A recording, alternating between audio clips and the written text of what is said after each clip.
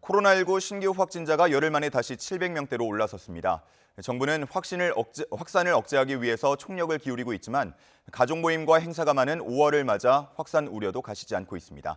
전문가 모시고 자세한 얘기 나눠보도록 하겠습니다. 신상엽 감염내과 전문의 나오셨습니다. 어서 오십시오. 네, 안녕하세요. 예. 자, 이틀 동안 500명대 기록하면서 감소 추세를 좀 보이는가 싶었는데 701명이 새로 확진이 되면서 열흘 만에 다시 700명대로 올라섰습니다. 현재 추세 좀 어떻게 봐야 할까요? 지금 결국 이제 코로나19 유행을 통제하기 위해서는 이제 몇 가지 요소들이 필요합니다. 이제 제일 중요한 건 이제 방역 당국의 노력, 그다음에 이제 국민들의 사회적 거리두기. 이제 여기에 이제 하나 덧붙여져서 이제 최근에 가장 큰 영향을 주고 있는 게 이제 백신 접종이거든요. 예. 백신 접종을 하게 되면 이제 그 재생산자 지수가 줄면서 유행이 이제 억제가 되게 됩니다. 근데 이제 그런 상황에서 지금 4차 유행이 이제 3차보다는 어느 정도 통제가 되고 있는 부분들이 사실 이제 백신 접종의 영향이 컸다고 생각을 하거든요. 근데 이제 최근 한 1, 2주 들어오면서 이제 그 변이 바이러스라는 또 이제 새로운 변수가 하나 더 이제 등장을 했습니다. 근데 이 변이 바이러스 같은 경우는 기존의 바이러스보다 재생산 지수를 올리는 방향으로 가기 때문에 결국은 백신 접종으로 인한 그 재생산 지수를 떨어뜨리는 부분과 변이 바이러스로 해서 올라가는 이런 부분들이 이제 앞으로 어떻게 진행되느냐가 이 유행을 좀 결정하는 그런 변수가 될 가능성이 높습니다. 변이 바이러스라는 변수를 좀 주목할 필요가 있다라고 말씀을 해주셨고요. 그 수도권 발생이 여전히 많기는 합니다. 60% 이상을 차지하는데 그럼에도 영남과 강원 지역을 비롯해서 전국적으로 집단 감염이 또 속속 발생을 하고 있습니다. 이런 부분은 어떤 요인 때문이라고 보십니까? 대규모 집단 감염은 아니지만 지금 특히 이제 울산 지역을 중심으로는 이제 영국발 변이가 이제 유행을 하고 있고 경북 지역에서는 또 이제 미국 캘리포니아발 변이가 나타나고 있고 또 강릉이나 이런 강원도에서는 외국인 노동자 중심의 또 집단 감염 이런 것들이 이제 그 나타나면서 이 변이와 이제 곳곳의 집단 감염들이 이 비수도권 지역에서 나타나는 것들에 이제 좀 저희가 주목을 해야 될 것 같고요. 그래서 이런 부분들을 이제 잘 관리하지 못하면 이게 이제 수도권 중심이 아니라 이제 전국 단위의 이제 대규모 유행까지도 올 수 있기 때문에 지금이 이제 대처의 중요한 시기라고 볼 수 있겠습니다. 네, 각 지역별 상황은 잠시 후에 좀 더 자세하게 살펴보도록 하고요. 일단 700명을 넘어서긴 했지만 일주일간 하루 평균 확진자 수로 보자 그러면 전주보다 좀 감소하는 추세로 가고 있습니다. 이 확실한 감소 추세로 전환하기 위해서 가장 필요한 방역 대책은 어떤 것들이 있을까요? 결국 좀 전에도 말씀드렸지만 지금 어찌 보면 사회적 거리두기나 방역 당국의 노력들은 이제 계속 내왔던 거고요. 여기에 이제 가장 결정적인 변수가 이제 어찌 보면 이제 백신 접종입니다. 예.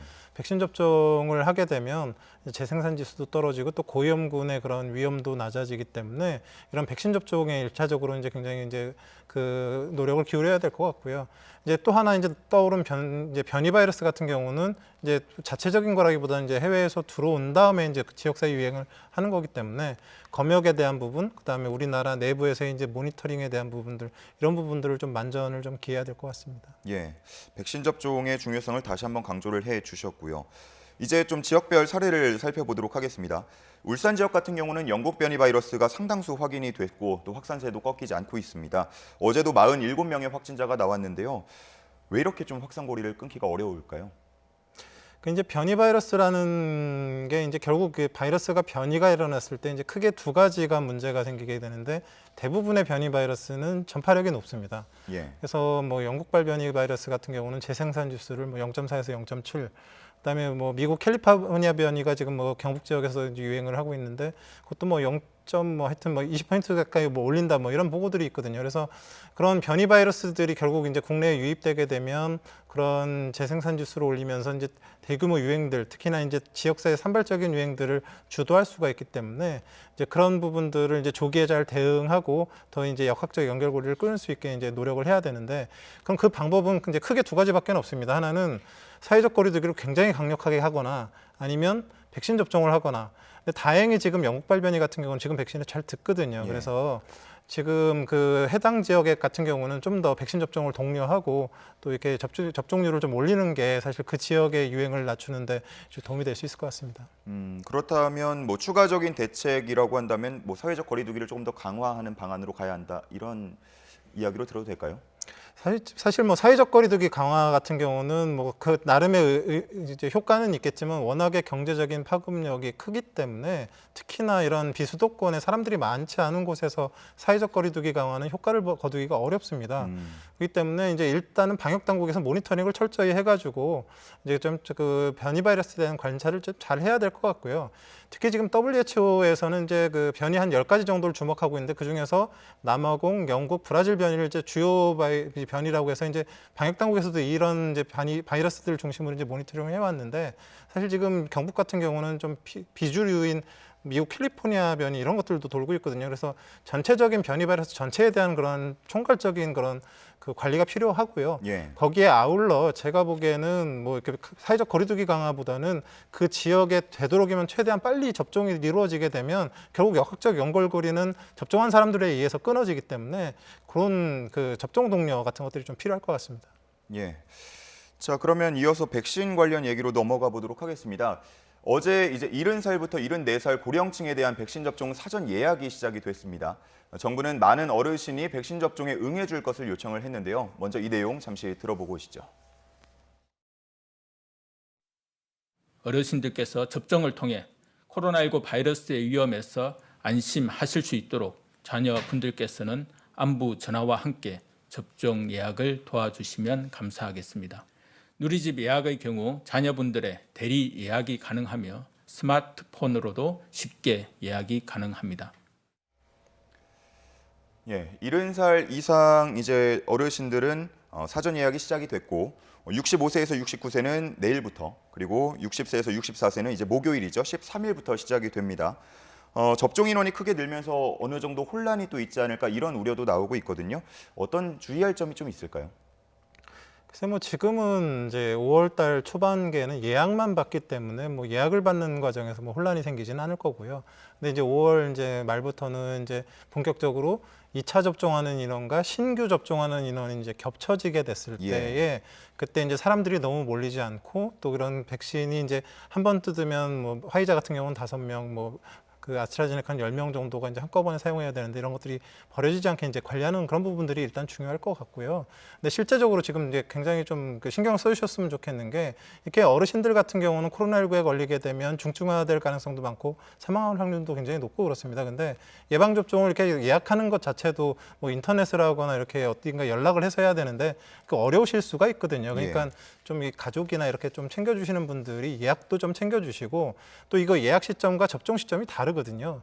그러니까 나중에 시간이 지난 다음에 또 접종을 하러 가셔야 되는데 그런 스케줄이나 가는 것들도 이렇게 좀 잘 관리를 해주셔갖고 좀 가능하면 그 정해진 시간에 많은 그런 어르신들이 접종을 하실 수 있게 이렇게 도와주시는 게 좀 중요할 것 같습니다. 네, 뭐 문재인 대통령을 비롯해서 방역 당국에서도 계속해서 어르신들 백신 접종 예약을 잘 할 수 있도록 가족들이 좀 도왔으면 좋겠다 이렇게 말씀을 하고 있는데 우리 같은 말씀을 또 해주셨고요, 강조를 해주셨고요. 그런가 하면 또 일부 부작용 사례들이 알려지면서 백신 접종에 대한 거부감도 일부는 있습니다. 그 어르신들의 경우는 접종에 따른 이익이 더 크기 때문에 백신 접종을 맞아야 한다. 혹시 이렇게 보시나요? 뭐 이익과 뭐 그 이제 뭐 불리한 부분 뭐 이런 것들을 뭐 따지기보다는요. 사실 어르신들 같은 경우는 뭐 다른 백신들과 좀 다르게 코로나19 백신의 경우 부작용이 거의 나타나질 않고 있고요. 또 접종 이후에 또 무난하게 잘 맞으시고 또 그 접종 이후의 효과가 사실은 어르신들이 보통 많이 떨어지거든요. 젊은 사람보다. 근데 어르신들 같은 경우에도 굉장히 높게 나타나고 있습니다. 그 방어력이. 그래서 굉장히 효과적이고 부작용도 적고 사실 젊은 사람들이 오히려 더 걱정을 많이 해야 되는 그런 백신 중에 하나이기 때문에 어르신들은 조금 안심하고 좀 이렇게 좀 적극적으로 맞아주셨으면 좋겠다는 생각이 듭니다. 예, 안심하고 적극적으로 맞아주시기를 바란다라는 말씀이었고요. 오늘 어버이날에는 이제 여전히 비대면 면회만 가능하지만 이제 이달 말입니다. 2차 접종을 하고 이제 면역이 형성되고 난 후겠죠. 요양병원과 요양시설에서 접촉 면회를 허용한다는 계획을 또 발표하기도 했는데요. 접촉 면회를 하는데 위험 요소는 없을까요? 뭐 그냥 뭐 아무나 이제 면회를 할 수 있는 그런 게 아니고요. 이제 예방 접종을 스케줄을 완전히 마치고 이제 보통 2차까지 마치고 2주가 지난 사람들을 이제 예방 접종 완료자라고 하는데 이제 그런 분들의 경우에 이제 제한적인 공간에서 방역 수칙을 준수하고 이제 만나게 이제 이런 것들이 이제 진행이 될 수 있을 것 같은데요. 뭐 그런 경우라 그러면 뭐 그렇게 뭐 큰 문제가 되지는 않을 것 같습니다. 네, 2차 접종을 모두 다 마치고 또 2주가 지나서 면역이 완전히 형성된 사람들에 한해서 또 방역을 잘 지키면서 진행을 하면 문제가 없을 것 같다라는 말씀이셨습니다.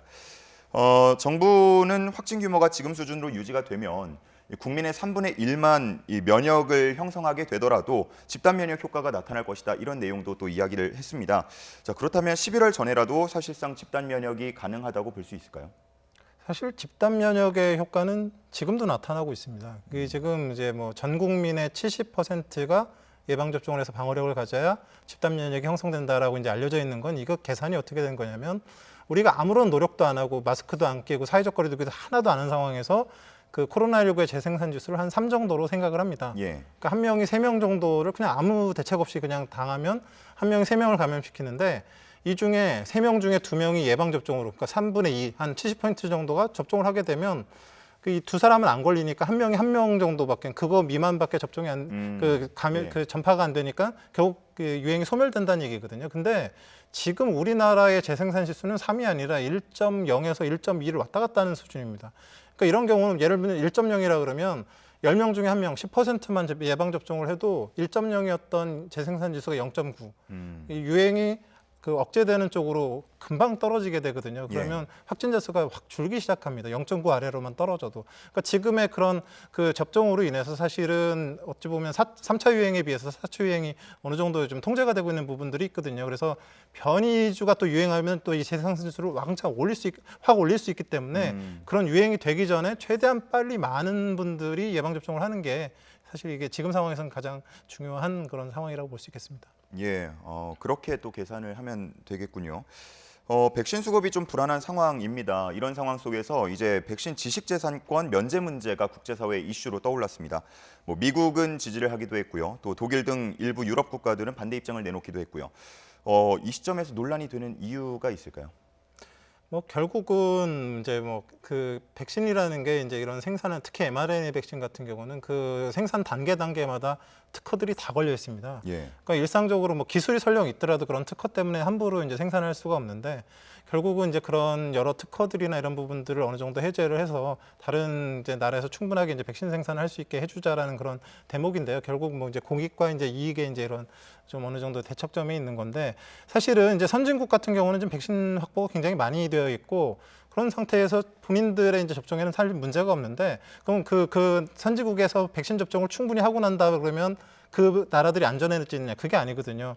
전 세계가 이제 하나로 엮여 있기 때문에 결국은 개발도상국 이런 데서 접종이 안 된 곳에서 대유행을 하고 있으면 다시 변이종이 유입되면서 또 접종했던 것들이 문제가 다시 생기기 수밖에 없기 때문에 결국은 전 세계 중에서 충분한 백신 접종을 할 수 있는 방향으로 그런 일환으로 지식재산권 같은 것들을 좀 완화하는 그런 방향의 논의는 사실 될 수밖에 없고요. 그러니까 강 건너 불구경할 수 있는 상황도 이제 선진국 입장에서는 아니기 때문에 어느 정도의 그런 특허 이런 부분들에 대한 배려들을 해야 되겠다라는 그런 이제 문제 제기가 이제 나오기 시작하는 거죠. 예. 자, 뭐 그렇다면 당연히 가장 궁금해지는 게 우리나라에 대한 영향입니다. 만약에 지적재산권이 면제가 되게 된다면 복제약 생산이 이제 허용이 되는 건데 우리나라 수급 문제에도 좀 해소가 될까요?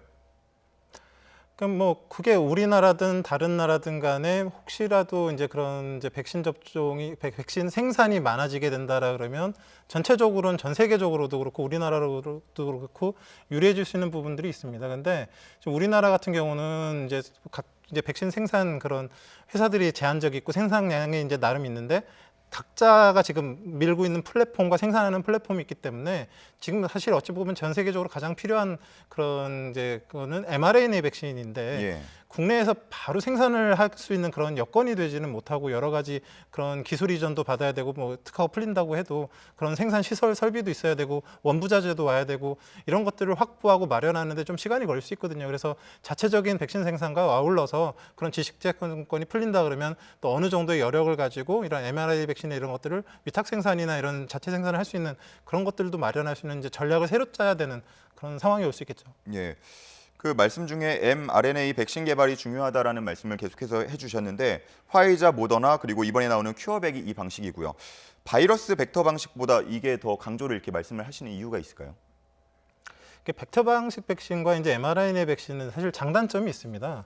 근데 이제 mRNA 백신의 장점이 뭐냐면 그 반복 접종에도 이제 효과가 떨어지지가 않습니다. 그 바이러스 벡터 백신 같은 경우는 그 벡터 접종에 같은 바이러스 벡터로 재접종을 하게 되면 기존의 그 벡터에 대한 항체가 생기면서 두 번째 접종했을 때 그 충분히 그 유전자를 전달하기 전에 벡터가 손상을 입어서 예. 효과가 떨어질 수 있기 때문에 이제 그런 부분을 우려를 하고 있는데 mRNA 백신은 그런 부분이 적고 그다음에 그 변이가 바이러스가 나타났을 때 한 3주 정도면 새로운 바이러스 백신을 만들 수가 있습니다. 근데 바이러스 벡터 방식의 백신들은 만들기도 시간이 오래 걸리고 재접종했을 때 효과도 떨어질 수 있는 이런 부분들이 있어서 결국은 mRNA 백신들이 이제 상대적으로 각광받고 있는 그런 부분들이 있습니다. 네, 변이 바이러스를 고려하면 mRNA 백신 개발이 중요하다. 이런 말씀으로 오늘 말씀 여기서 정리하도록 하겠습니다. 지금까지 신상엽 감염내과 전문의 함께했습니다. 감사합니다. 네, 고맙습니다.